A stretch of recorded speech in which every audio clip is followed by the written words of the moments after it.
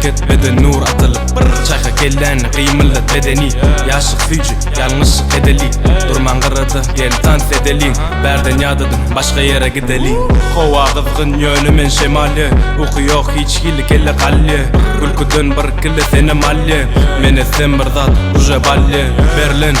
Zehin kemişte Munin zat tele ağzı çıkışta Gönü yolu kamyonumden fişte Yani qiyf alan senki bişte Yeah, ey geçtin rolü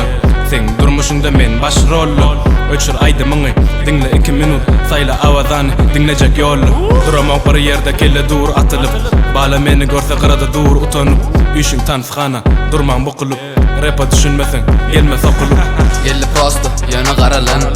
Menki bütün senki saralan Bersdim dil kapını aralan Sesi katıldım bugün şağılan Başını başladım galeride sökülüp Jüvülöngin yönü dur dökülüp Efendim ettim bilemo ökünüp Men aydımımda dans edile bökülüp Men toktu meni tanıdın Aydımı dinledin meni haladın Menin başta edil sen yaladın Yönü şuvat Jackson yalıdır Birazcık çekildim savolidim dertleri Kella gov gelenin elim yazya defteri Diyiver diyenin o instagram'a getleri Manisiz gürleminde dudu yala gepleme Seninle eden zadın gaytalayan gününü Sen ne yok zatlarım bahemesi menni Men gürlemde ağzın açma kulun aç dinle Bugüne yadadım ertirem yenni Günlüğü uğlap iyice patyam Aydımı dinlep öçür radyam Men bayanı yakınna sen yok Men izimden niye çekme men makamayı yok Ses gelyem yönü izimden Bala meni görse git ya özünden Seni sileylem bir günü ağzından Sesim oğudan gelyak hemme sazından Geçti belalım hemmesi başımdan Rap'a başladım